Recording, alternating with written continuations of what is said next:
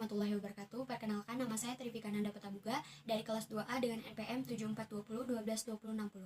Di sini saya akan mereview kembali pembelajaran mata kuliah hukum pidana pada pertemuan ke-14 hari Senin tanggal 22 Februari 2023 yang disampaikan oleh Ibu Profesor Dr. Hajah Heni Nuraini SMH dan dosen pendamping Bapak Dr. Muhammad Rendi Aridayandi SMH yang menjelaskan tentang kelanjutan bab 6 yaitu mengenai kesengajaan dan kealpaan. Lalu yang dijelaskan yaitu merupakan kealpaan. Yang dimaksud dengan kealpaan merupakan kebalikan dari kesengajaan atau dapat juga disebut dengan kurangnya berhati-hati, yang terdiri dari kealpaan yang disadari dan kealpaan yang tidak disadari.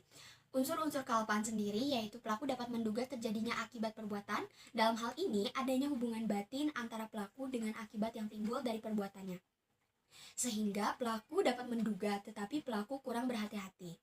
Bentuk kealpaan yaitu yang pertama ada culpa lata atau disebut juga dengan gross skuld, yaitu kealpaan berat. Yang kedua yaitu ada culpa levis atau disebut juga dengan culpa levissima, yaitu kealpaan yang ringan.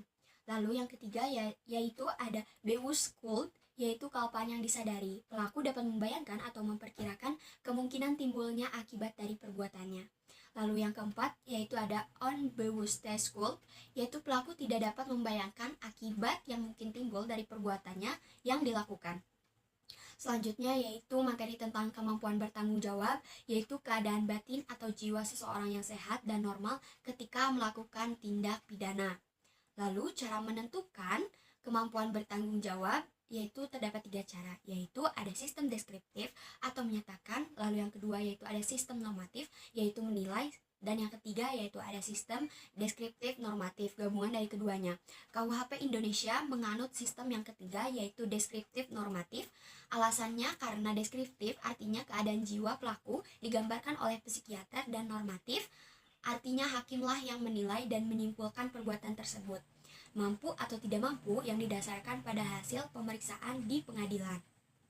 Selanjutnya yaitu mengenai tidak mampunya bertanggung jawab untuk sebagian, yaitu suatu keadaan tertentu dari pelaku yang disebabkan oleh keadaan jiwa, sehingga untuk sebagian dinyatakan tidak mampu bertanggung jawab. Contohnya seperti kasus kleptomani, yaitu penyakit jiwa yang berupa dorongan untuk mengambil sesuatu barang milik orang lain, tetapi pelaku sendiri tidak menyadari bahwa ia melakukan perbuatan tersebut, yang melakukan perbuatan melanggar hukum.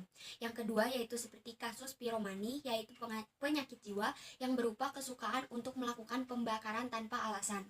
Lalu yang ketiga yaitu ada claustrophobia, yaitu penyakit jiwa yang berupa ketakutan untuk berada di ruang sempit.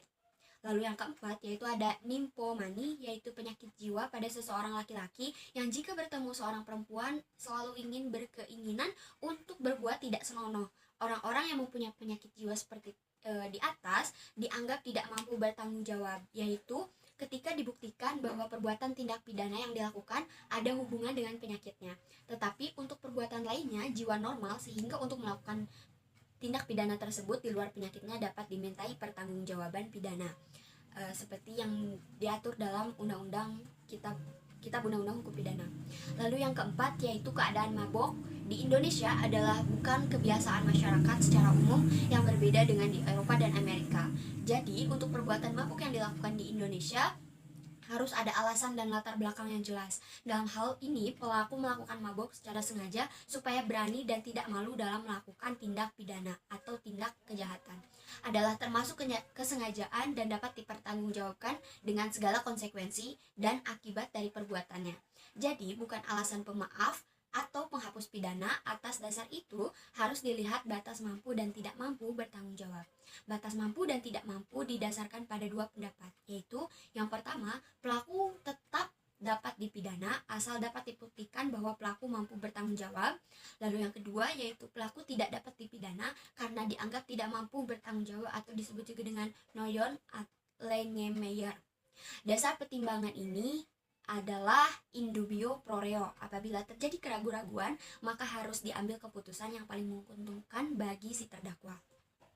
Materi selanjutnya yaitu memasuki alasan penghapus pidana.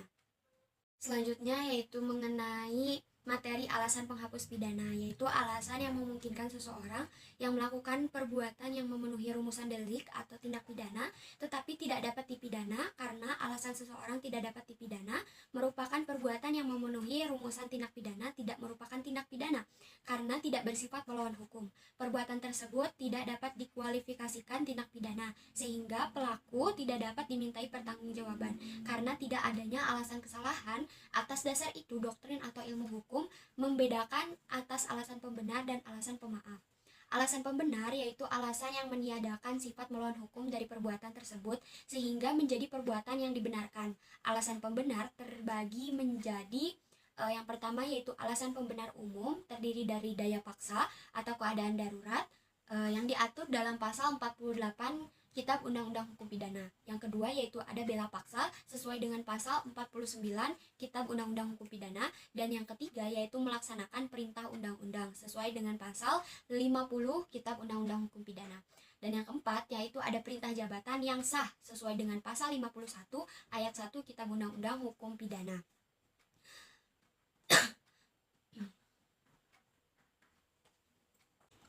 Mungkin sekian yang dapat saya sampaikan. Terima kasih. Wassalamualaikum warahmatullahi wabarakatuh.